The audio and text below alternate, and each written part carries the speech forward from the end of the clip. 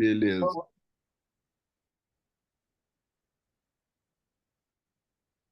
Bom, hoje a gente convidou a Tatiane Gratão, ela é assistente do pronto-socorro do HC e é uma ótima cirurgiã vascular e endovascular, e ela vai falar sobre dispositivos de fechamento, como é que é? Dispositivo de fechamento arterial, é isso, né, Tati? Isso mesmo. Obrigada aos organizadores pelo convite. Obrigada pelo elogio Deixa também. eu, Deixa eu deixa eu compartilhar. só fazer oficial. Oi, oi. Vocês estão me ouvindo? Estamos. Sim. Ótimo. Deixa eu só fazer oficial o que eu falei há pouco. A Tati deu uma aula excelente na pós-graduação do Sírio, que a gente está começando. Já foi o primeiro módulo e foi muito bom. A aula dela foi uma das mais elogiadas. Então eu deixo aqui os parabéns e que eu queria lembrar as pessoas que essa pós-graduação está acontecendo. Quem quiser fazer ou tiver algum pupilo, alguém que queira sugerir fazer a pós-graduação, a gente está com as últimas horas que dá para aproveitar, porque daqui a pouco vem o módulo 2, aí já não pode mais, porque já não dá o mínimo de presença.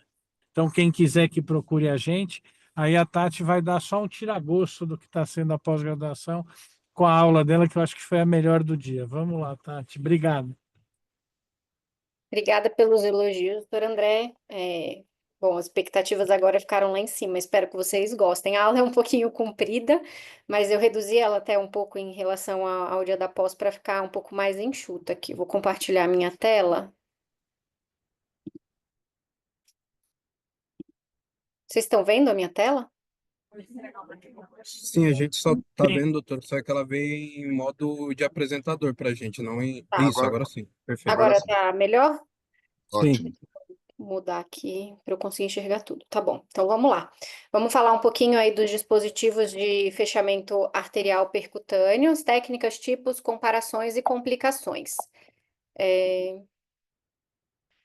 Bom, a definição é que são dispositivos utilizados para selar o local da punção depois do acesso arterial percutâneo, promovendo hemostasia.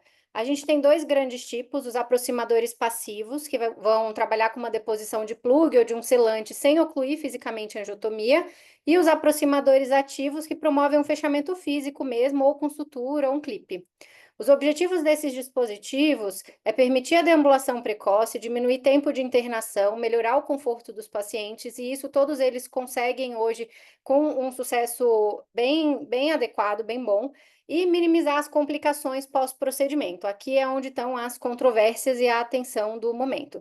Existem vários dispositivos no mercado, esses são só alguns exemplos, tem vários outros, mas a aula vai focar aqui nos dispositivos que a gente tem liberação Anvisa. Antes de falar especificamente de cada dispositivo, eu coloquei esse slide da instrução de uso, porque tem muitas situações que se repetem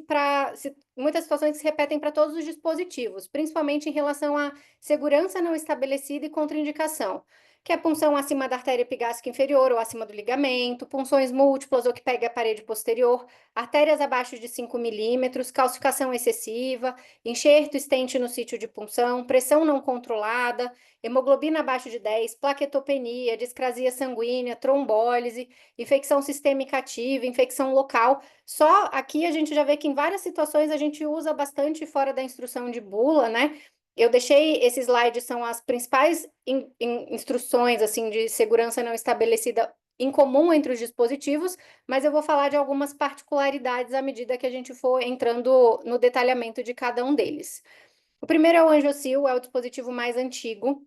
Ele é composto de um colágeno extravascular, com uma âncora intravascular, e isso é mantido junto por um fio de sutura. Os componentes são todos absorvíveis em até 60 a 90 dias. A gente tem um dispositivo nos tamanhos 6 frentes e 8 frentes, e ele vem com esses três componentes. A bainha introdutora, a gente não consegue usar o Angiocil com o introdutor do procedimento, o Angiocil propriamente dito, e o localizador da arteriotomia. Então, vamos lá para o mecanismo de liberação do angiocil. A primeira coisa vai ser a gente inserir na bainha o localizador de arteriotomia para entrada na artéria. Ali tem um orifício de saída de sangue que vai dizer para a gente quando a gente está na posição adequada.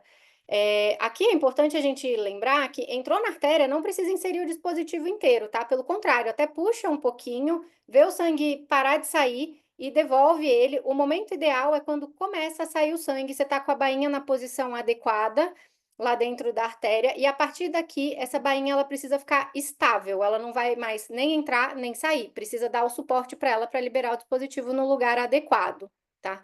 O próximo passo, tirou o localizador de arteriotomia, a gente vai vir com o angiocil propriamente dito. Então, a gente vai entrar com o dispositivo na bainha, conectar essas asas laterais. Nesse momento, a âncora ela fica já lá dentro da artéria e a gente vai puxar de volta só a tampa que vai ancorar na base da bainha. E aí a gente começa a fazer o pullback completo do dispositivo, do conjunto, tá? E a gente vai exteriorizar esse colágeno, vai aparecer esse tubo verde que a gente empurra para baixo para compactar o colágeno. Lá em cima tem uma marquinha, que é um marcador de compactação, que vai mostrar que isso está adequado. A gente corta abaixo desse desse marcador de compactação. Esse é o aspecto final do angiocil depois da liberação. Bom, os resultados do angiocil, eu tirei essas informações todas dos folders que eles dão para a gente de propaganda e fui atrás dos estudos para entender exatamente de onde saía a informação, tá? Então, aqui em cima, a gente tem, nesses dois primeiros estudos superiores, 99,7% de sucesso na liberação, 97,8% na hemostasia, e o tempo para deambulação com o uso do dispositivo 6 frentes para procedimento diagnóstico de 20 minutos e procedimento terapêutico 60 minutos. Não teve diferença na taxa de complicação em relação à compressão manual. Esse outro estudo, ele libera a possibilidade da punção com menos de 90 dias, que o dispositivo não vai ter sido completamente absorvido ainda, desde que a punção tenha 1 centímetro de distância da punção prévia, tá? E o angiocil, especificamente, os componentes dele que são bioabsorvíveis, eles podem se degradar, começar a ter alteração se exposto por muito tempo à condição ambiente. Então, abrir o blister de alumínio, onde vem o angiocil mesmo, tem que usar dentro de um prazo de 1 hora. Tá? A segurança e a efetividade dele não estão estabelecidas para punção em prótese, artéria com menos do que 4 milímetros ou artéria com menos do que 5 com doença arterial obstrutiva periférica significativa. Se a gente já tem, antes da liberação do dispositivo, alguma complicação identificada ali do sítio de punção, hematoma, FAV, pseudo, ou nos pacientes que têm alguma condição clínica que vão levar a um risco aumentado de sangramento. Infarto abaixo de 72 horas, os pacientes vão estar duplante agregados, anticoagulados, renal crônico, paciente hepatopata. E não é exatamente que não pode, são pacientes que não estavam incluídos nos estudos de liberação do dispositivo. Então, ele sempre coloca como segurança e efetividade não estabelecida. Não utilizar se punção for na bifurcação, estenose ou placa próxima ao sítio de punção, promovendo aí uma estenose em torno de 40% com menos de 5 milímetros do sítio de punção. Também não é um dispositivo liberado em bula para punção anterógrada, só para retrógrada. O segundo dispositivo é o Star Close. Aqui o mecanismo é completamente diferente. Ele é um clipe de nitinol que faz um fechamento arterial extravascular, não fica nenhum componente dentro da artéria. E é um dispositivo aí de perfil 6 frentes. A gente vem com esses dois componentes no kit, né? Tem essa bainha de troca. Assim como no angiocil, a gente tem que usar a bainha do dispositivo, a gente não pode usar o introdutor. E o mecanismo de liberação vai constar de 4 passos. O primeiro vai ser a conexão aqui dessa bainha diretamente com o dispositivo. Aqui a gente vai avançar para frente, empurrar o clipe e finalmente liberar. O clipe fica montado aqui. Ele fica inicialmente nessa forma de anel e depois que liberado ele fica nessa posição plana. O Star Close, eu preferi deixar a demonstração só por foto, porque mostra nas fotos também o que está acontecendo por dentro e não só o passo a passo do que a gente faz do lado de fora, né? Então, a primeira coisa é fazer um preparo da virilha, abre um pouquinho mais ali o sítio de punção, disseca, vai trocar a bainha, conectar o Star Close nessa bainha, é o passo número 1. Fez esse passo número 1, puxa o dispositivo um pouquinho para trás, uns 3 centímetros, antes de disparar o número 2. No momento em que a gente dispara o número 2, o que a gente está fazendo é liberando essas asas aqui. A gente vai abrir para que no próximo passo a gente possa fazer um pullback, elas fiquem justapostas à parede do vaso, gerando ali uma tensão para a gente conseguir liberar o clipe, tá? Aqui a gente vai, mantendo a tensão do dispositivo, avançar essa terceira alavanca que vai levar o clipe daqui de cima lá para baixo. E, na sequência, antes da liberação efetiva do clipe, a gente vai angular um pouco mais, entre 60 e 75 graus, esse dispositivo, para que fique mais perpendicular aqui na parede da artéria. E, finalmente, apertar o botãozinho de número 4, que vai liberar o clipe, que sai dessa posição de anel para essa posição aqui plana. Os resultados de estudo do Star Close diminuem também tempo de hemostasia, deambulação e tempo de alta. E em relação às complicações vasculares, ele coloca como não inferioridade em relação à compressão manual, tá? Aqui, para definir de uma maneira geral complicação maior e menor, que isso diverge um pouco entre os estudos, a maior é quando a gente tem que fazer alguma intervenção para resolver. A menor é quando a gente não precisa fazer nada, tá? A instrução de uso é a única que deixa em bula essa questão de precisar da incisão de 5 a 7 milímetros no sítio de punção. A gente usa isso também para outros dispositivos, mas esse é o único que descreve isso mesmo. E não liberar o clipe se tiver placa calcificada no sítio de punção. Isso é outra coisa que é bastante recorrente nos dispositivos, a questão da calcificação atrapalhar o uso, tá? Bom, o Star Close foi um dos primeiros a liberar esse tempo de deambulação bastante precoce depois dos dispositivos percutâneos, com um tempo aí de 8,9 minutos, mais ou menos 10. Nos pacientes, claro, com anatomia favorável e sucesso técnico do dispositivo, que chega a 94%, com sucesso técnico do procedimento em torno de 100%. Qual é essa diferença aqui? Falhou o dispositivo, fiz a compressão manual e funcionou, não tive nenhum problema maior, tá? Aqui ele coloca como segurança e efetividade não estabelecida, punção na artéria femoral superficial ou profunda, também é um dispositivo para punção retrógrada. A punção abaixo de 3 meses, tratada com compressão, estenose de ilíaca ou de femoral, então doença arterial obstrutiva periférica está aqui de volta, né? Punção em prótese, fechamento de sítio de entrada de balão intraórtico, e aí tem uma questão de incompatibilidade de perfil. O Star Close ele é 6 French, os balões de baixo perfil tem 7, então já não é adequado. E, diferente do Star Close, ele coloca a obesidade moderada já como um fator limitante. Outros dispositivos repetem a obesidade como sendo um fator também de que a gente tem que ter atenção para uso, porque pode atrapalhar um pouco a liberação do dispositivo. O nosso terceiro dispositivo é o Minx. Apesar de o Minx ser um dispositivo mais antigo do que vários outros, ele chegou no Brasil há menos tempo. Ele é um selante extravascular sintético de polietileno glicol que expande ao entrar em contato ali com sangue e fluido extracelular. Não tem nenhum componente interno, que ele vai ter um balão que vai fazer ali o papel da âncora enquanto libera esse selante para não ter embolização. Esse polímero ele é absorvido em até 30 dias completamente, então não fica nada. E o dispositivo ele vem disponível para 5 frentes ou 6, 7 frentes. Aqui a gente tem um balão semicomplacente de 6 milímetros, o selante fica aqui dentro dessa cânula. Aqui é onde a gente captura a bainha e encaixa a lateral do introdutor aqui para o dispositivo funcionar junto com o próprio introdutor do procedimento como uma unidade. Tem um indicador de tensão para a gente saber o momento adequado quando a gente está fazendo a atração necessária para liberar. A liberação é feita no 1, o 2 é a retração do balão. Tem um indicador de insuflação também para a gente saber que o balão está com a tensão adequada. E a seringa precisa ser essa do dispositivo, porque ela tem um mecanismo de bloqueio que vai ser importante na liberação do dispositivo. Bom, vamos lá para a liberação do Minx. A primeira coisa é conectar a bainha no introdutor. É liberado tanto para punção retrógrada quanto anterógrada. Então, a gente insufla o balão e, nesse momento, a gente vê esse marcador de insuflação levantar. Travou ali a torneirinha, faz uma tensão contra a artéria e aqui essa linha vai ficar contínua para você saber que você está com a pressão adequada. Esse é o momento em que você vai saber que pode liberar o dispositivo. Aperto 1. Liberou o selante, deixa ele quietinho ali durante 2 minutos, pode até soltar a manopla, não precisa ficar segurando.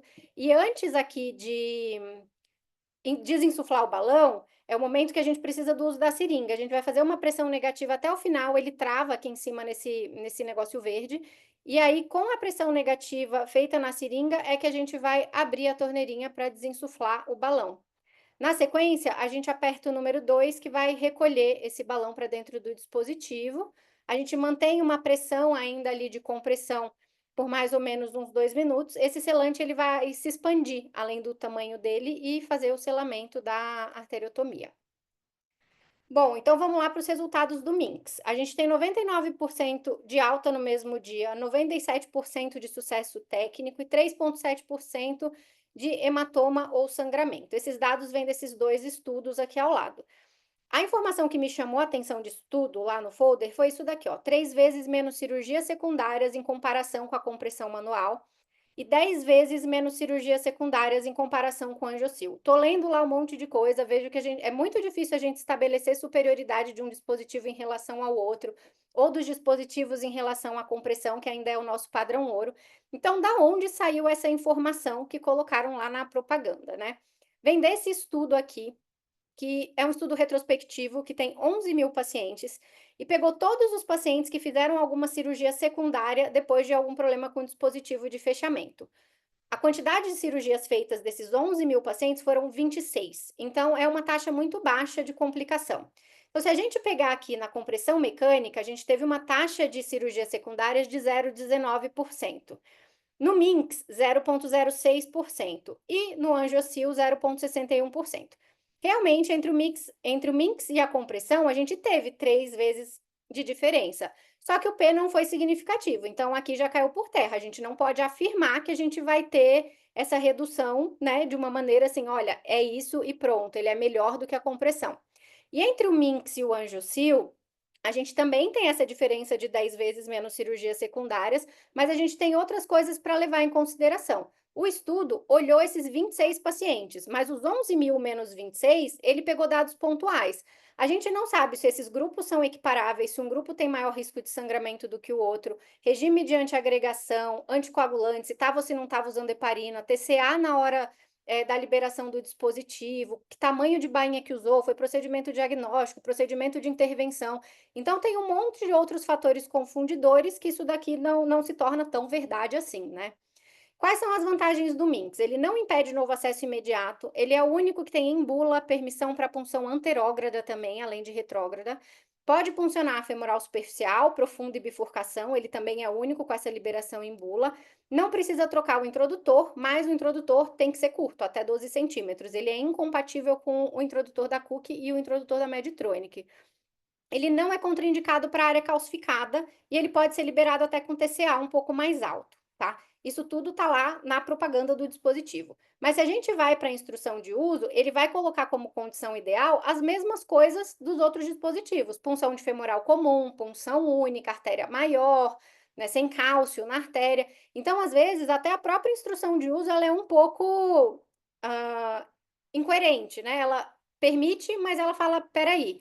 E a gente vê principalmente nisso. Ao mesmo tempo que ele coloca que não é contraindicado para a área calcificada, ele diz que tem segurança e eficácia não estabelecida para doença vascular periférica clinicamente significativa nas proximidades da punção. Então, não é que não possa usar. Pode, você está inclusive com liberação em bula para fazer isso, mas faça com cautela para todos esses quesitos diferentes dos outros dispositivos: punção de bifurcação, de superficial, de profunda, sistólica muito elevada. Eles colocam aqui paciente obeso também para ter uma cautela. E é contraindicado mesmo para artéria menor do que 5 milímetros, a questão da incompatibilidade do introdutor, uma pressão acima de 220, TCA além de 360 ou alguma complicação que já tenha no sítio de punção antes da liberação do dispositivo. O quarto dispositivo é o Exocil. Ele é um plug extravascular sintético de ácido poliglicólico. Ele também não tem nenhum componente que fica intraarterial e ele é absorvível em até 60 a 90 dias. Ele é compatível com introdutores de 5 a 7 French, também até 12 centímetros, tem incompatibilidade aqui com Boston e Cook. Não precisa de troca da bainha, assim como no Minx. E o mecanismo de liberação dele é totalmente visual. Esse é o Exocil, a gente tem essa janela indicadora aqui em cima, que é onde a gente vai visualizar para saber o momento adequado da liberação. O botão da liberação é esse botão aqui em cima. Aqui é um mecanismo de liberação da alça de nitinol, que é essa alça que fica aqui dentro da artéria, que é o que vai permitir que a gente entenda onde está localizado esse dispositivo para fazer o disparo na hora correta. E tem também um sistema de visualização do fluxo sanguíneo para a gente confirmar que está dentro do vaso, tá? A liberação do Exocil, o primeiro passo é a gente inserir ele no introdutor, sem guia mesmo, até essa marquinha preta aqui. Desse ponto em diante, o dispositivo não avança mais, é o introdutor que vem em pullback. Vai começar a sair sangue aqui pela lateral, a gente sabe que o dispositivo está dentro da artéria, mas o plug ainda está dentro dele, não está liberado. A gente continua esse pullback para acionar esse botão, a gente liberou a alça de nitinol. e a gente vem trazendo o dispositivo como uma unidade, até essa alça de nitinol ficar justaposta à parede do vaso. Aqui a gente não tem uma sensação tátil tão boa, porque essa alça é muito delicada. Então, fechou aqui nesse pretinho, é onde a gente vai ver o mecanismo de liberação, a gente dispara, esse plug fica ali liberado, a gente mantém uma compressão no sítio de punção por pelo menos mais uns 2 minutinhos, antes de terminar, e aí o procedimento está finalizado. Os resultados do Exosil são do Eclipse Study. O sucesso na liberação é de 92%, do procedimento de 93%. Tiveram 3 pacientes com hematoma acima de 6 centímetros, e esses 3 pacientes precisaram de alguma intervenção, então foram consideradas complicações maiores. O tempo médio para hemostasia é baixo, mas o tempo médio para deambulação é um pouco mais alto que os dispositivos que eu mostrei. Quando a gente pega esses números aqui, eles são todos inferiores aos números dos dispositivos apresentados previamente. Mas não tem nenhum estudo que fale, assim, com consistência de que o Exosil é inferior aos outros dispositivos. Então, na prática, até hoje, a gente considera que eles têm aí um funcionamento bem parecido em termos de eficácia. Na instrução de uso, o que eu achei mais relevante aqui do Exosil em relação ao clássico, que é parecido com todo mundo, é principalmente a questão da heparina de baixo peso molecular, que a gente está muito acostumado a suspender só com 12 horas antes do procedimento, mas no Exosil vem em bula que esse uso tem que ser até antes de 24 horas, tá? O restante são as mesmas coisas. Paciente com risco de sangramento aumentado, isquemia do membro-alvo, procedimento no mesmo local do acesso recente, alguma complicação já do sítio de punção, paciente obeso. E aqui tem 2 informações importantes. Se você precisar interromper o uso do Exosil a qualquer momento, você nunca vai desconectar o Exosil do introdutor. Conectou, está conectado. Tira o dispositivo como uma unidade e faz a compressão manual, por conta de risco de deslocamento do tampão. E se você entrou com o dispositivo e em momento nenhum você viu aquele sangue vindo ali pelo orifício lateral, vai interromper o procedimento também, não vai liberar sem ver que o dispositivo está no local adequado, tira o dispositivo e comprime. O último dispositivo que eu vou falar é o Perclose, na verdade eu vou falar dos dois ao mesmo tempo, tanto do ProGlide quanto do ProStyle, porque na verdade um nada mais é que a evolução do outro, né? A melhoria de um para o outro. Eles são um sistema de fechamento mediado por sutura com fio de prolene. Eles podem fazer fechamento tanto arterial quanto venoso e são liberados para fechamento de punções maiores. Então, o arterial pode fazer fechamento de 5 a 21 frentes, com diâmetro externo máximo de 26, mas lembrando que a partir de 9 frentes, pelo menos 2 dispositivos com uma técnica de pré-fechamento. E para veia, 5 a 24 frentes, ou diâmetro externo máximo de 29, e a partir de 15 frentes, pelo menos 2 dispositivos também com técnica de pré-fechamento. Aqui estão eles lado a lado para a gente conseguir ver as diferenças. No antigo, no ProGlide, a gente só tinha o revestimento hidrofílico aqui dessa parte pretinha. Agora, o revestimento hidrofílico ele vem para a haste também. A haste está centimetrada para dar uma ideia melhor de profundidade para a gente. A troca rápida do fio guia tá com a cor melhorada, então ela fica com mais contraste, fica mais fácil de visualizar. Aqui a gente praticamente não enxerga. As agulhas, elas são mais resistentes, e aqui essa tesourinha, que é onde no passo 3 a gente vai fazer o corte do fio de sutura, eles aumentaram a área, ficou mais fácil encaixar o fio ali para puxar e fazer o corte. O trimmer também tem algumas mudanças. O trimmer, para quem não conhece, é para empurrar o nó e depois para cortar. Aqui a alavanca de abertura da porta mudou de cor, assim como aqui na porta também mudou, para ficar mais fácil a visualização. A gente também tem um revestimento hidrofílico aqui da haste agora, e ela também está centimetrada. E a tesoura, a alavanca de corte, ela está mais dura, ela está mais difícil de acionar, justamente para evitar que tenha acionamento antes da hora e corte o fio antes do momento adequado, tá? O Perclose Pro Style também vem com esse acessório adicional, que é um empurrador de nós. Ele vem com um laço aqui embaixo para você capturar o prolene, e no lugar de avançar com trimmer, se você quiser, você pode avançar o nó, apertar o nó com esse dispositivo. É uma escolha individual. Então, vamos lá para o mecanismo de liberação do Perclose. O primeiro passo é a gente tirar o introdutor, e o Perclose ele vai entrar direto no fio guia. Quando a gente chega com o orifício de troca rápida próximo da pele, a gente vai remover o fio guia e continuar avançando o dispositivo para dentro da artéria, até que a gente vai ver o sangue exteriorizando ali do lado. Aí, nesse momento, a gente sabe que estamos no local certo e vamos começar a liberação, tá?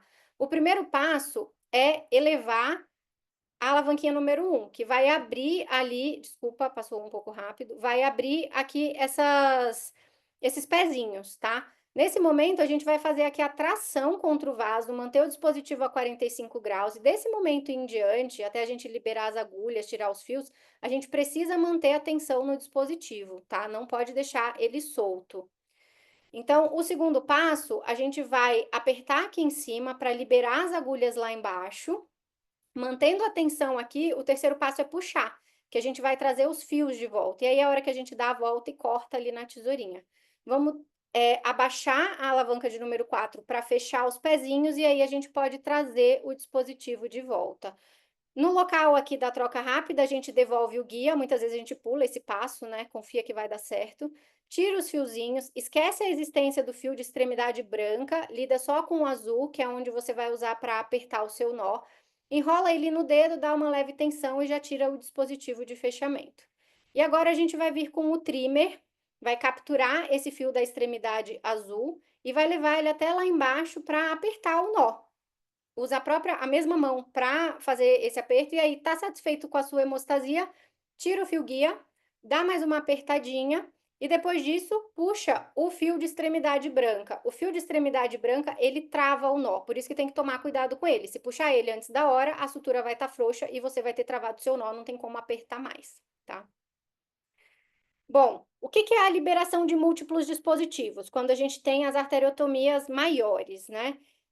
A gente vai fazer no começo do procedimento, essa é a diferença, deixar tudo quietinho lá, e no final só que a gente vai lidar com aqueles nós. Então, o primeiro perclose que você entrou, você vai angular ele 30 graus para a direita, antes de fazer aqueles mesmos passos da liberação. Aqui está o ProStyle, mas os dois dispositivos podem fazer as duas coisas, tá?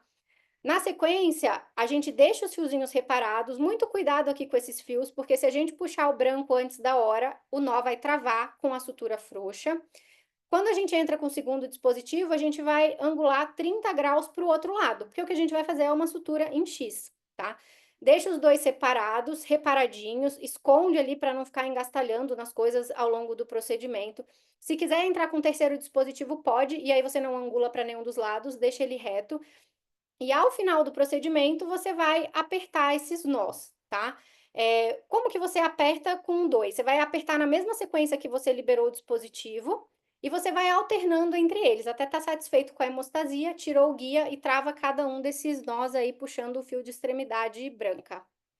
E vamos para os estudos do perclose, né? Em relação à compressão manual, a gente tem redução de tempo de hemostasia, deambulação e alta, tem menor desconforto do paciente e um menor custo. O perclose fez 2 estudos legais de custo-benefício, que aqui mostrou uma economia de em torno de $1.000 por paciente nos pacientes que faziam procedimentos percutâneos cardiológicos. E isso estava associado à redução do tempo de permanência no hospital, tá? E aqui já é um estudo para o uso de múltiplos dispositivos, num fast track de aneurisma endovascular de baixo perfil, que comparou pacientes que fizeram a técnica percutânea com pacientes que fizeram o tratamento convencional com ignotomia. Aqui a economia foi muito maior, em torno de $21.000 por paciente, e isso está associado à questão da redução do tempo de internação, porque os pacientes do Fast Track, eles não foram para UTI, eles ficaram internados no máximo 24 a 48 horas, e enquanto que os outros ficaram na UTI, ficaram mais tempo internados, então isso aumentou aí o custo da internação em si, né? Esse outro trabalho que eu encontrei também compara o perclose para fechamento de punções maiores com acesso cirúrgico. Apesar de ele não ver diferença de complicação vascular, né, dissecção, pseudo, sangramento, a gente tem nos procedimentos menor transfusão, menor tempo de internação, menos reinternações, menos infecção e também um menor custo aqui para o procedimento percutâneo com uso do perclose. Pela bula, a gente não tem restrição de novo acesso se reparo anterior for feito com o mesmo método. Possibilidade de manter o acesso ao lúmen do vaso com fio guia, então puxei ali o nó antes da hora, selei aquela sutura com o nó frouxo, consigo levar um outro dispositivo ali, mas a gente muitas vezes pula esse passo, né? Não é recomendado para punção anterógrada também, nem femoral superficial, profunda e bifurcação. E, de novo, aqui, estenose e placa próxima ao sítio de punção, atrapalhando o uso do dispositivo. Agora vamos um pouquinho para a literatura. Eu fui fazendo uma progressão, na verdade, só mudei um pouquinho em relação à aula que eu dei na semana passada. Uma progressão dos estudos dos dispositivos comparados com a compressão manual. Aqui a gente está em 2001, então a gente está avaliando o início dos dispositivos, que entraram lá no final, no meio da década de 90, tá? É um estudo de 5 mil pacientes, 6 mil procedimentos. A maioria desses pacientes iam para compressão manual e aqui o dispositivo perdeu em tudo, tá? Teve mais complicação de sangramento, de hematoma, teve mais cirurgia para reparo vascular, então a compressão estava acima desses dispositivos. Lembrando de novo, primeira geração de dispositivos, tá?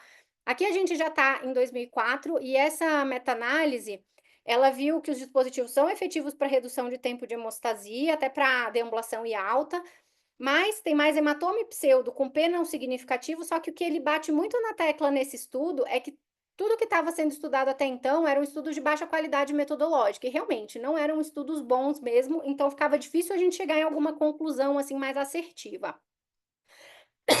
Aqui ainda em 2004, mas alguns meses para frente, tem uma comparação do Angiocil Perclose e Vasocil com a compressão manual, que a gente não vê diferença nas complicações maiores, exceto para o Vasocil nos procedimentos de intervenção. Esse dispositivo ele nem está mais sendo comercializado, ele foi descontinuado em 2006, tá?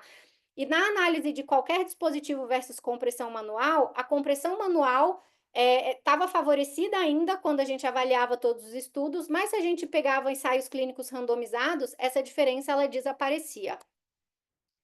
Agora a gente está em 2010, a gente vê mais uma vez uma coisa que fica consistente ao longo do tempo aí nos estudos, que a gente tem uma alta taxa de sucesso na liberação dos dispositivos e que é semelhante entre eles, inclusive, uma baixa taxa de complicação em todos os grupos, tanto de compressão quanto dos dispositivos, mas os dispositivos tiveram mais infecção do que a compressão manual. Em 2012, saiu o primeiro trabalho que favorecia os dispositivos, e aí daqui para frente, vários estudos citam esse. Esse trabalho não falou só de dispositivo, era estratégia de hemostasia, então falava de outras coisas também. Eu peguei só o que interessava aqui para gente. É um estudo retrospectivo, mas com bastante paciente, então 1.800.000 pacientes, quase todo mundo de acesso femoral. E aqui a gente já vê uma mudança na proporção entre pacientes que usam a compressão manual e pacientes que vão para o dispositivo de fechamento. O dispositivo ele começou a ser muito mais utilizado. Quando a gente avalia todas as complicações, Angiocil Perclose e o Starclose tem menos do que a compressão manual, o Minx igual, e para sangramento, Angiocil Hiperclose menor, Starclose igual e o Minx maior. O que ele conclui? Os dispositivos são melhores? Não. Mas o que a gente consegue concluir daqui é que nessa evolução lá, que saiu de 2001, o primeiro estudo que eu mostrei, até agora que a gente está em 2012, a gente tem claramente uma melhora do perfil de segurança de todos os dispositivos à medida que eles vão evoluindo aí ao longo do tempo, tá? E isso é uma coisa clara e que ficou bem sólida aí com o passar do tempo. Essa revisão já é de 2018, a gente não saiu muito desse ponto da dificuldade de provar uma superioridade dos dispositivos em relação à compressão manual. Então, a gente sabe que tem taxa de complicação, segurança e eficácia e resultado comparável entre os dispositivos e com a compressão manual, mas não superioridade. E é muito importante ponderar o benefício que a gente sabe que tem, que é o conforto do paciente, a deambulação precoce, contra os fatores de risco anatômicos, que muitas vezes são o que favorecem as falhas dos dispositivos e as complicações associadas. Essa é a meta-análise mais recente que eu encontrei, que é de 2022. Eu não vou nem entrar na questão das vantagens, porque isso está muito bem estabelecido, né, de poder deambular mais rápido, tempo de hemostasia e tudo mais.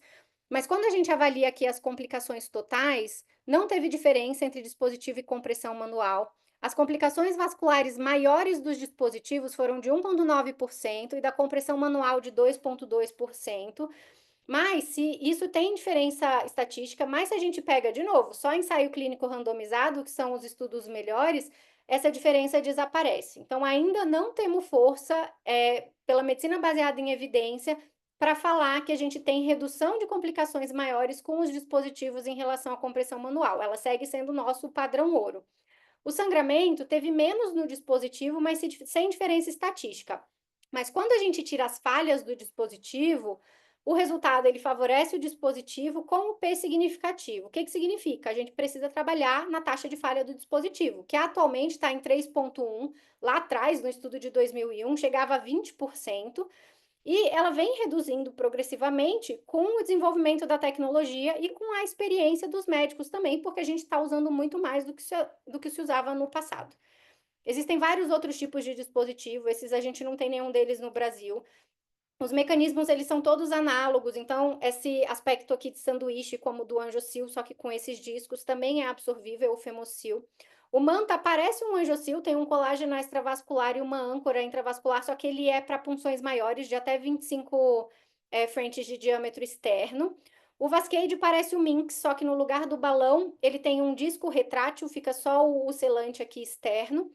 O Prostar parece o Perclose, mas os fios são de poliéster, se eu não me engano, e são 4 agulhas, também é para punções maiores.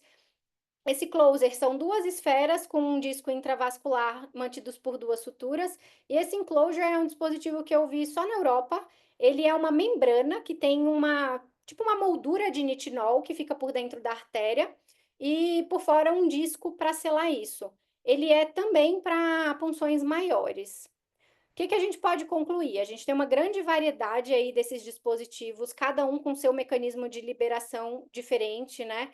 Eles são seguros, eles são eficazes, eles têm baixa taxa de complicações, mas a gente não pode dizer que eles reduzem complicações em relação à compressão manual, ela ainda é o nosso padrão ouro. E é muito importante a gente conhecer bem o funcionamento de cada um desses dispositivos, a limitação de cada um deles, para poder escolher o melhor dispositivo para cada caso e também para a gente saber qual é o momento de não usar esses dispositivos. Bom, é isso. Desculpa a aula muito longa, gente, mas terminei.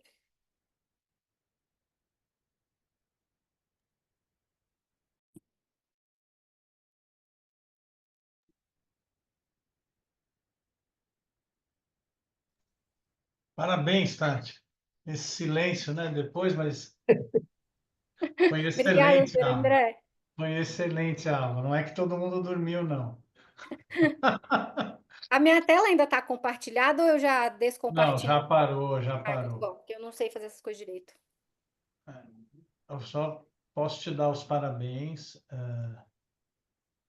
Como a gente viu, os elogios na pós-graduação não foram à toa, né? Tá aí, a gente passou por todos os dispositivos, vantagens, desvantagens, técnica de liberação, de uso, né? Contraindicações, falou tudo. Deixou muito difícil a tarefa do Antônio Carlos Passos Martins, também conhecido Obrigada, como doutor Toninho. André. Deixou muito difícil, que é um cirurgião vascular da casa, que tem uma experiência grande com o uso desses dispositivos, inclusive com a sua falha, né? Porque nós, cirurgiões vasculares, a gente às vezes é chamado, inclusive, na falha do uso dos dispositivos por outras especialidades, então a gente acaba acompanhando tudo isso. Antônio, você quer comentar? Obrigado primeiro, André, pelo convite, né?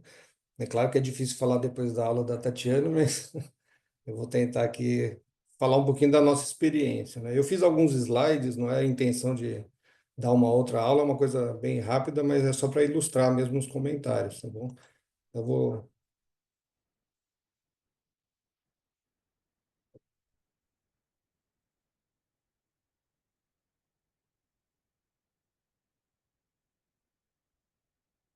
um pouquinho.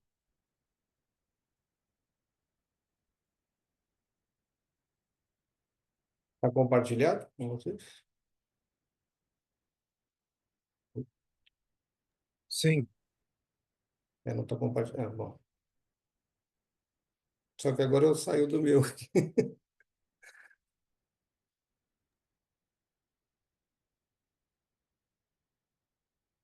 Não sei o que Acho que você acontece. deve estar como se fosse duas telas. Quer que eu compartilhe daqui, Antônio? Pode. Vamos lá. Eu vou tentar compartilhar eu. Você vai me pedindo. Agora entrou aqui, André. Entrou? Ótimo. Então, para falar desses dispositivos, né, ele é sempre comparado com a compressão manual, né, e não com a cirurgia, né?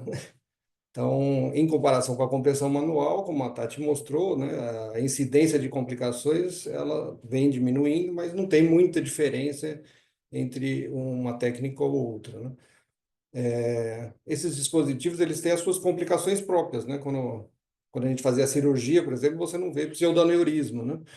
Então, coisas que não são vistas na cirurgia aberta começam a surgir a partir do uso desses dispositivos, né? Realmente eles diminuem o tempo cirúrgico, diminuem o tempo de volta do paciente a deambular, tudo isso, né? E tornam também raras complicações antigas, como infecção, infocélio, ou lesão de nervo ou veia, né? Eles precisam de uma curva de aprendizado, né? Como a própria Tati mostrou, ao longo dos anos, e conforme as pessoas mais usam e tem um maior tempo de uso, vão diminuindo as complicações, né? Cada dispositivo... desculpa, já estou na... Nossa, eu fiz na última... Desculpa, André. É que Peraí.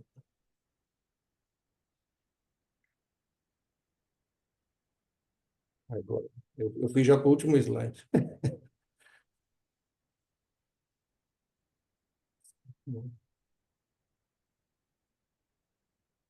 Estava compartilhando lá.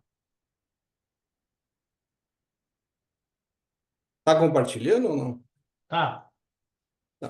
Então, a incidência, o que eu ia mostrar, desculpa, eu comecei lá do final, mas a incidência é baixa, né, das complicações, né, independente do modo de fechamento, sendo com compressão ou com dispositivo, e esses valores de incidência variam entre 0,2% e 6%, 0,2% seriam nos procedimentos diagnósticos, né, mas na parte de cardiologia, né, e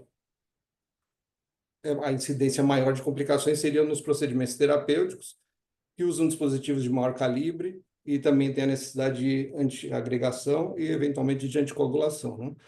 E os dispositivos realmente reduzem o tempo de hemostasia e o tempo de restrição do paciente ao leito.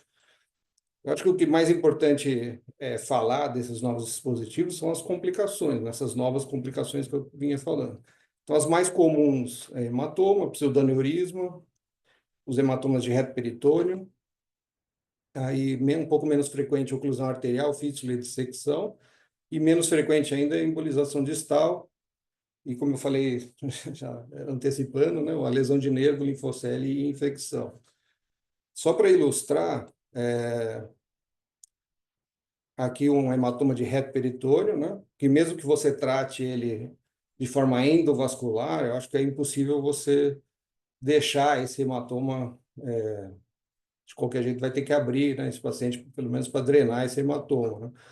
Isso a gente já viu, já tratou várias vezes, né? Aqui, dois pacientes nossos mesmos, então, uma falha de um dispositivo, fez um pseudoaneurisma com esse grande hematoma, foi aberto e corrigido de forma aberta, e esse outro paciente do lado aqui, o hematoma já está todo absorvido praticamente, mas na hora que a gente tratou, era um hematoma gigantesco, e ele, depois de algumas semanas, fez essa lesão de pele importante. Essa lesão parece superficial, mas na hora que a gente foi fazer uma limpeza, desbridar, porque estava começando a sair secreção pela incisão, ele formou uma ferida imensa na região inguinal desse paciente, e ele chegou a ficar 3 meses para o fechamento dessa ferida, com um curativo a vácuo, entrou até a cirurgia plástica no circuito para poder fazer o fechamento dessa lesão. Isso foi uma falha de um angiocil, esse paciente obeso, né? Aqui um pouco bem mais simples, né? Um pseudoaneurisma que já está parcialmente trombosado, e eu fiz a compressão no leito mesmo e resolveu o problema. Aqui um paciente meu que fez um aneurisma percutâneo e apresentou, né, quando ele veio no retorno, apresentou essas microembolizações, é uma complicação benigna, né? Normalmente a gente não precisa fazer nada, mas é sempre desconfortável, né? Porque ele tinha mandado essa foto antes da consulta, inclusive. aqui um pé isquêmico que pode ocorrer nas dissecções ou embolizações ou oclusões das artérias, né?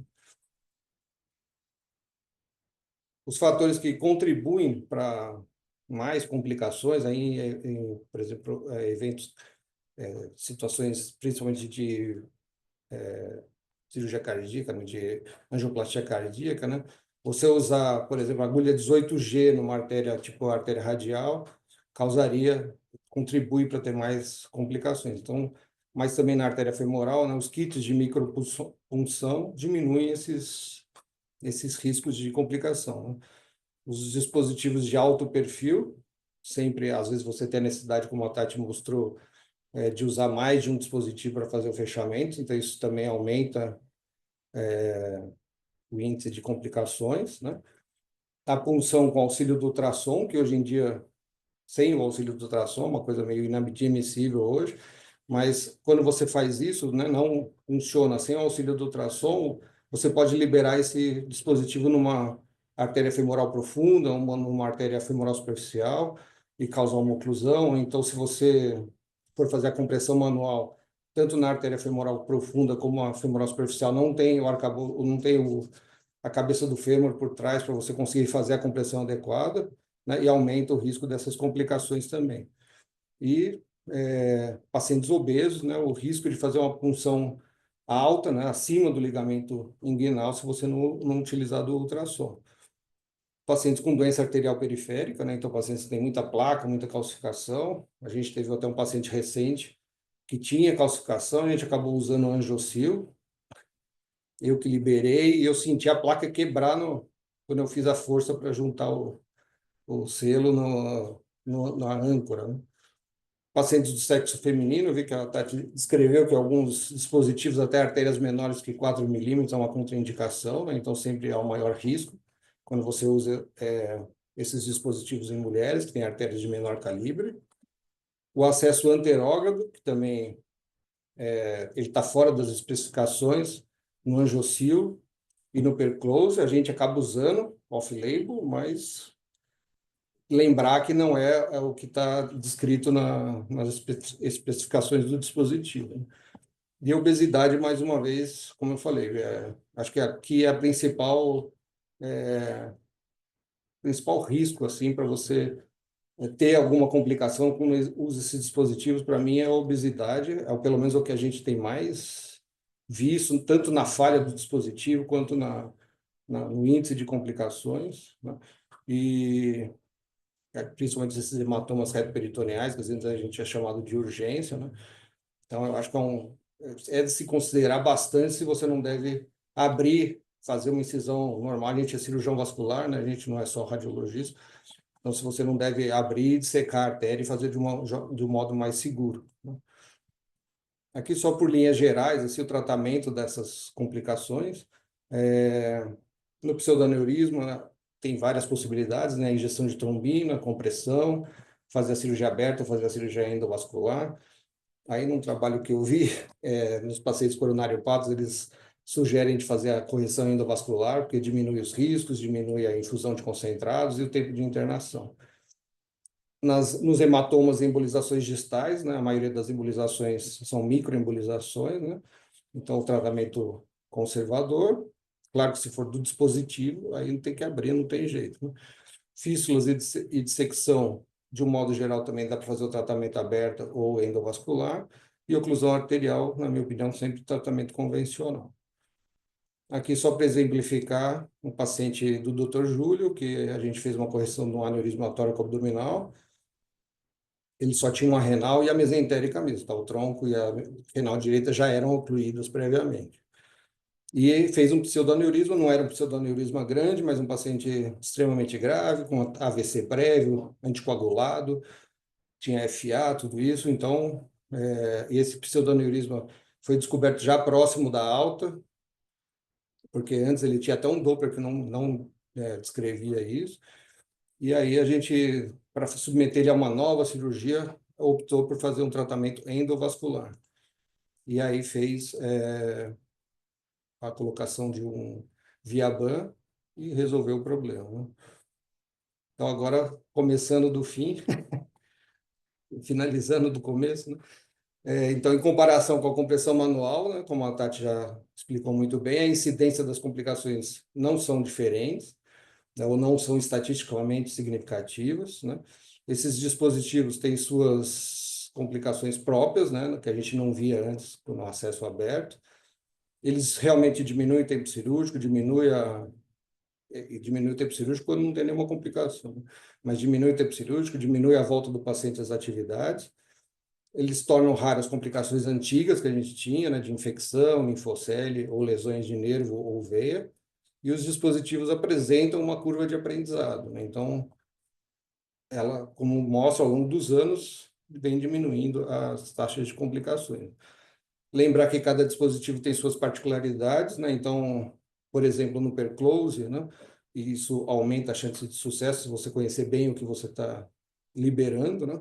Então, no Perclose, no começo, a gente sofreu um pouquinho com o Perclose, tinha várias falhas, arrebentava o fio, tudo isso. Então, manter a tensão, manter o ângulo de 45 graus, isso faz diferença na liberação, né? Os dispositivos mais, lembrar também que os dispositivos mais usados, o Perclose e Angiocil aqui no Brasil, eles são aprovados para acesso retrógrado, apesar da gente usar off-label anterogradamente, né? E atenção redobrada nos pacientes obesos, né? Porque aumenta a chance de você ter feito uma punção acima do ligamento ou transligamento e esse dispositivo falhar, né? Então, eu acho que é onde a gente vê mais pseudoneurismos e as catástrofes, né, de hematomas retroperitoneais, são em pacientes obesos, tanto por falha do dispositivo ou falha da compressão manual. Então, era isso que eu queria falar. Eu peço desculpa de eu ter compartilhado e começado do fim, né?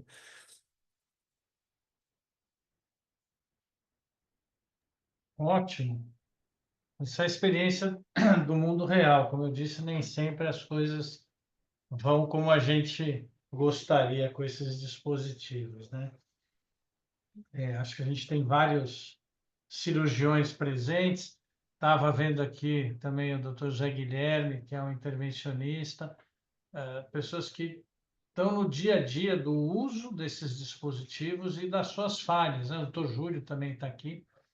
Então, eu queria parabenizar o Antônio por mostrar, né, como é que a coisa funciona de verdade no dia a dia de quem não faz isto toda hora ou quem pega as complicações. Então, eu vou começar só com uma pergunta. Quem tem coragem de usar um dispositivo de fechamento percutâneo e falar para o doente andar uma hora depois? É só essa pergunta. Eu sei que ele fala que é tudo mais rápido, que é tudo isso aqui, mas não vou falar pelos outros, vou falar por mim. Eu acabo fazendo um curativo compressivo igual, como se fosse uma compressão manual.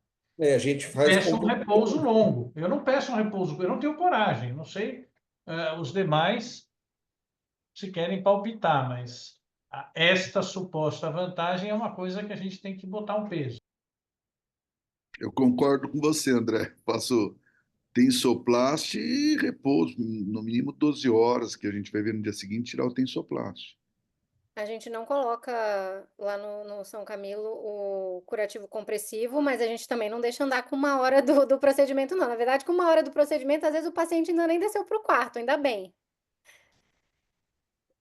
A gente sempre deixa o compressivo, tem deixado, e também restringe a deambulação por pelo menos 6 horas, né? Procedimento. Doutor Júnior, que pega as broncas, as encrencas. Então, boa tarde a todos. Tatiana me deixou impressionado com a belíssima aula, né? Obrigada. Totalmente completa. Os comentários do... Parabéns, Tatiana, do Antônio Carlos. E eu acho que só faltou mencionar o seguinte. Hoje em dia, é frequente a gente pegar pacientes que já foram operados, né? Anteriormente e que têm as regiões inguinais já previamente mexidas. A punção, nesses casos, nem sempre é fácil, né?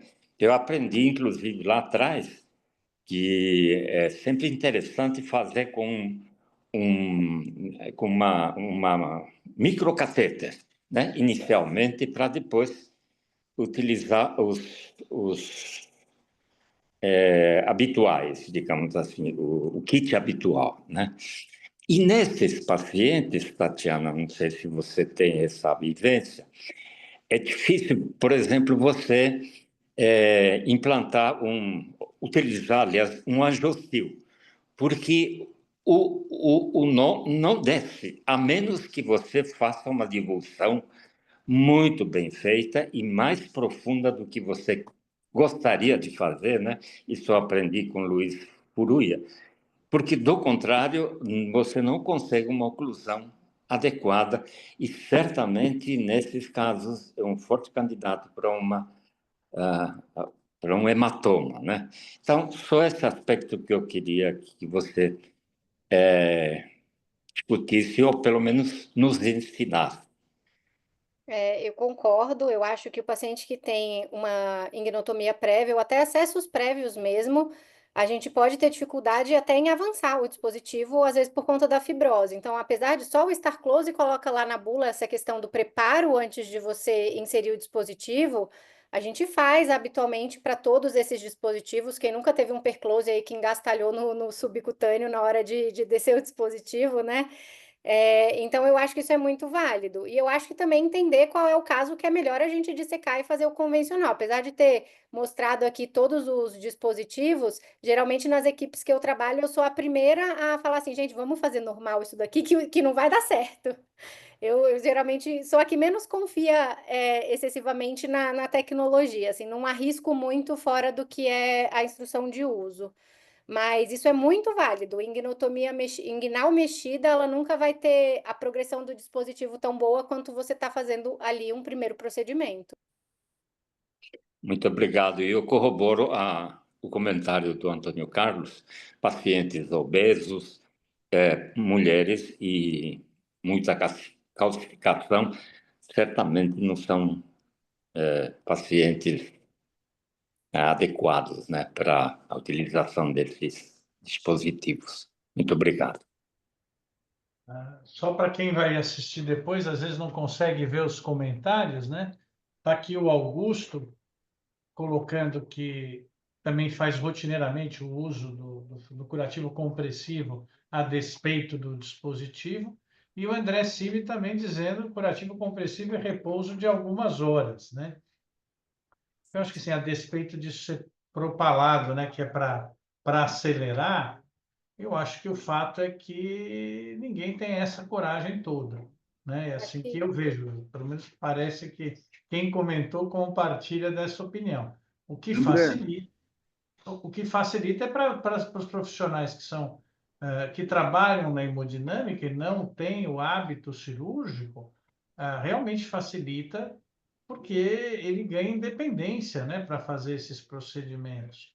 Agora, da época de INCOR, né, quando a gente tratava essas coisas, as complicações, desculpa, e que os colegas cardiologistas faziam o procedimento rotineiramente pela femoral, acho que era muito clara, algumas coisas eram muito claras, né? A quantidade de pseudoaneurisma que se formava habitualmente eram doentes obesos, era bem na bifurcação, era impressionante quando vai para a bifurcação ou na profunda, por um motivo muito simples, é incompressível.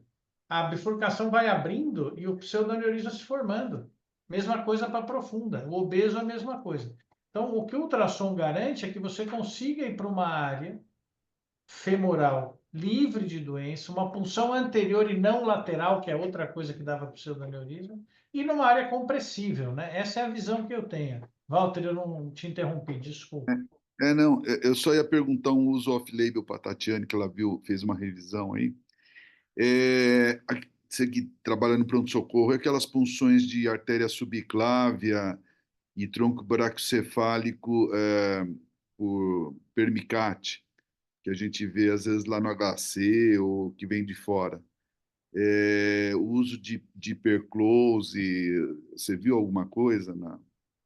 Tem bastante relato de uso off-label em outros territórios e tudo mais. Eu não entrei nisso, porque senão a gente ia ficar até semana que vem aqui discutindo. Tem muita coisa mesmo para uso em punção inadvertida de carótida, eu encontrei de subclave, axilar também, mas eu não cheguei a entrar a fundo para saber os resultados do uso desses dispositivos. O que eu acho que tem de problema com os catéteres quando eles são de hemodiálise é o perfil, né? Porque o dispositivo que a gente tem aqui no Brasil, liberado para poder fazer fechamento de punção maior, é o perclose, só que com técnica de pré-fechamento. E aí o catéter já está lá. Então, eu não cheguei a operar nenhum desses casos no PS, mas as últimas vezes que a gente teve isso, se eu não me engano, o que foi feito foi colocar stent revestido na punção, quando era Shile e tudo mais. Central, se o paciente estiver bem, muitas vezes a gente só tira e comprime, né, vê o que acontece, mas os Shiles, a gente, se fosse no meu dia, eu não teria coragem de tentar um perclose num orifício maior pós-procedimento, né? Então, eu preferiria ir para outra abordagem. Agora, tem aqueles outros dispositivos que eu mostrei, por exemplo, aquele Manta, que parece um angiocil, então ele tem um dispositivo ali que faz aquela âncora com o colágeno extravascular e vai para dispositivos maiores, e é um dispositivo que é possível de ser usado no término do procedimento, então talvez fosse uma possibilidade, mas eu não cheguei a ler nada específico sobre os dispositivos que a gente não tem. Mas o que eu vejo é que eles estão tentando desenvolver cada vez mais dispositivos que funcionem para essas punções maiores. Vou Obrigado. tentar. O Carlos Ventura tá conosco, não sei. Carlos, não sei se ele está podendo falar, às vezes não pode, né? É um colega do Einstein, para a gente ouvir a opinião, né? Que já demos algumas opiniões do HC, do Círio. Se ele puder, depois ele dá um palpite. É um colega radiologista que faz ultrassom e que deve ver bastante. Cresceu. Ó, Eilo, que Fala, deve... André. Tudo bom? Tudo Que bem? honra. Eu estava ocupado aqui, desculpa, eu não ouvi sua pergunta.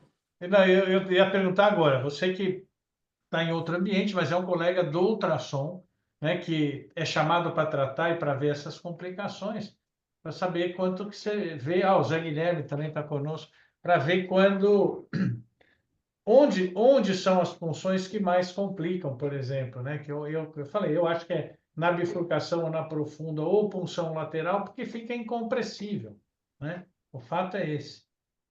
Não sei É, qual é a sua experiência. a nossa experiência é exatamente nessa região, apesar que boa parte dessas complicações acaba indo para o pessoal da vascular, da intervenção, né? O pessoal da intervenção que pega mais as complicações, né? Então a gente acaba não pegando muito na nossa rotina aqui. E quando a gente pega, é exatamente nessas regiões aí. O ultrassom facilitou muito, porque ele propicia a punção no lugar melhor, como eu disse, fora da bifurcação, face anterior. Zé Guilherme, quer comentar alguma coisa? Você que está acompanhando a gente, outra honra aqui. Então, bom, é ótima apresentação aí, Vitorino, muito boa mesmo. É, eu tenho, assim, fui o proctor de um angiocil, né? Fui uma das primeiras pessoas a usar, talvez a primeira a usar no Brasil, e a gente fiz até uns testes, né? Inicialmente, aquela época era assim, a gente ainda testava em animal, né? Antes de fazer. E aí, o que eu achei interessante é que, assim, houve e que é o que eu uso mais frequentemente, e, na verdade, eu acabei de dar uma aula também nesse primeiro coisa, e o grande problema é você não conseguir comprimir, né?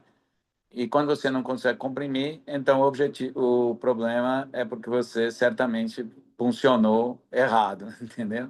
Então, assim, acho que é isso mesmo. Ela falou isso, está certo. Hoje em dia não dá mais. Nós incluímos na formação dos residentes hoje usar ultrassom e marcar a punção na cabeça do fêmur, quer dizer, as duas coisas, e vai por aí. A minha experiência com Perclose, só para também eu assisti e vi o modelo funcionando quando se coloca sem dissecção, com e sem dissecção do subcutâneo. E aliás, está na bula, né? Se você não disseca o subcutâneo, normal, sem precisar ser uma repunção ou pós-cirurgia, você tem mais problemas do que se você não tiver. A outra coisa é que existe que eu também gostaria de compartilhar com vocês, é prática mesmo, é sobre quando você desce um nó, quer dizer, para você escapar das poucas anfractuosidades que podem ter ali, o que é interessante é você fazer movimentos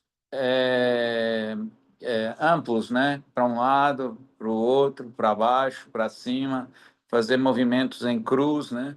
E aí o nozinho vai descendo.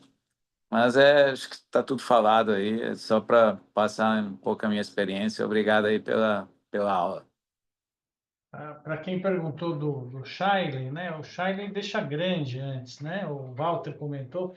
É só para dividir duas coisas que eu já tive de experiência que não comentaram. Uma foi numa falha de um perclose, eu já tinha descido 2. O segundo arrebentou o nó, e aí a gente era um pré-close, era um orifício grande para uma ramificada. A gente acabou complementando com o Angiocil, porque aí ele ocupa aquela área que você não consegue mais dar o ponto, que vai mesmo nessa linha da que a Tatiana estava falando, desses dispositivos para buracos maiores que a gente ainda não tem aqui. E a outra coisa, pelos mesmos casos de fenestrado ramificada, eu tenho feito algumas, não todos, mas algumas por punção subclávia e usado o pré-close, depende do tamanho da punção, né? Se for pequeno, só um 7 para descer um stent revestido, não, mas se for a camisa 12 para dar o suporte, fazer o pré-close. E a gente tem pouca experiência, mas o que a gente teve é bom, funcionou. Agora tem que divulsionar mais, porque você lembra que você tem que atravessar o músculo, né? O peitoral maior. Então não é que é liso. E fazer a punção mais para trás, o que o ultrassom te obriga, porque você não consegue ver as coisas lá na frente, onde habitualmente se funciona, né? O ultrassom te joga para quase para o sulco deltopeitoral na punção, né? Mas ali fica mais fácil, qualquer acidente dá para dissecar. E claro, como é a subclávia, no fim você ainda pode subir um catéter, fazer uma arteriografia ou balonar aquela região se necessário. Só para falar das funções altas, né, no território supradiafragmático. Não sei se alguém quer complementar alguma coisa a esse respeito.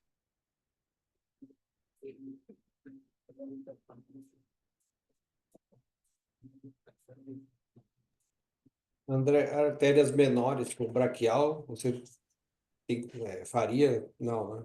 Só dissecção, né? A braquial ela aceita uma punção até um 7, né? Com coragem, e ela é muito fácil de comprimir, né? Eu acho que a gente, para a gente entender essa comparação, é que quase tudo a comparação é com a compressão manual, né? Não é com a dissecção. Se a gente for comparar com a dissecção, qualquer um dos dispositivos vai perder de longe, né?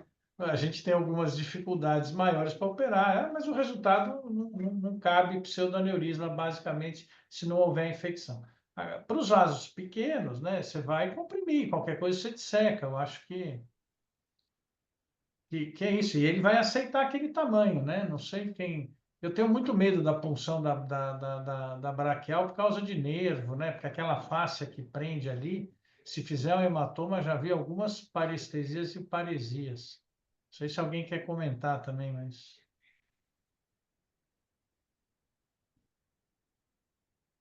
Eu uso pouco a braquial. Além de ficar longe, né? Tem esse outro porém, fica longe. Para nós, né? Para cardio que usa radial, ela vai até o coração, mas a gente vai até a visceral, vai até femoral, para alguns casos. Então, para nós, eu acho que não é um acesso muito convidativo. Não sei se alguém tem outra experiência. Na neuro, André, está tendo um boom, né, do uso de braquial, sendo inclusive fabricados materiais específicos para braquial. Eu acho que foi uma pressão muito grande da indústria, e uma questão simplesmente muito ligada à vida do dia a dia dos Estados Unidos, que é o fato de que não existe hematoma retroperitoneal ao se ter punção radial. Então, isso elimina essa complicação. Essa complicação não existe, simplesmente. Então, isso é uma grande argumento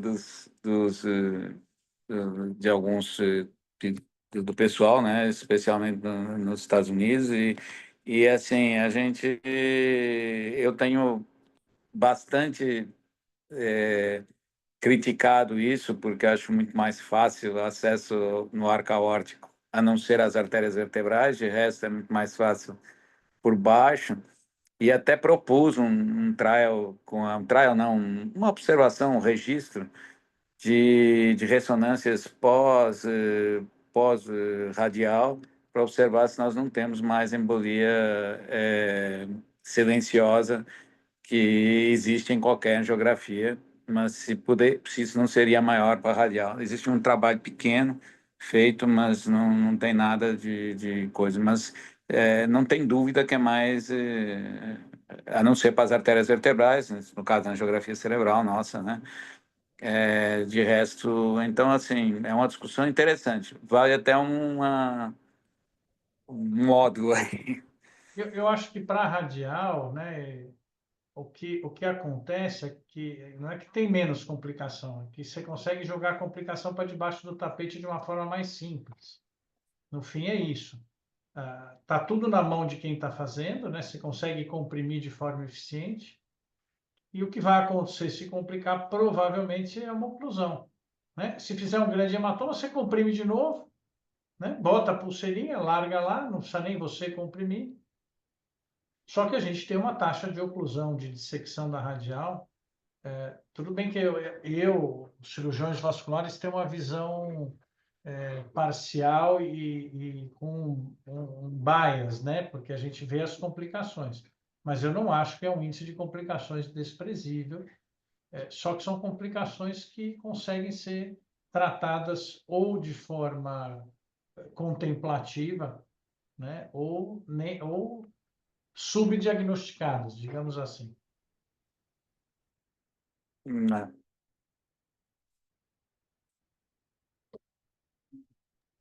Puxa, acho que foi ótimo. Não sei se alguém quer falar mais alguma coisa.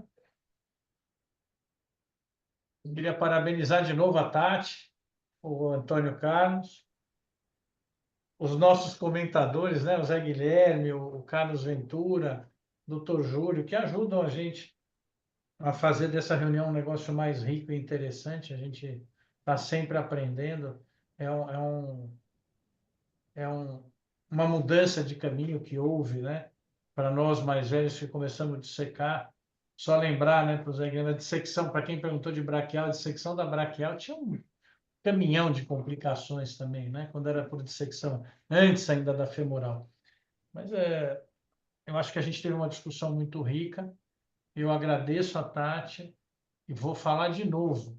Se alguém tiver algum protegido ou que queira fazer a pós-graduação, eu acho que a gente está no limite de poder encaixar mais uma ou duas pessoas. Então, tem um programa muito bonito, é uma pós-graduação de uma instituição séria que todos vocês participam. As portas estão lá abertas, assim como dessa reunião que se repete sempre na última quarta-feira do mês. Eu estou com uma dívida de postar as últimas reuniões, né, de botar no YouTube. Tati, sei como é protegida, vou botar rápido. Já vou colocar todas as anteriores também. Queria agradecer a todos e falar que o espaço está aberto para quem quiser participar.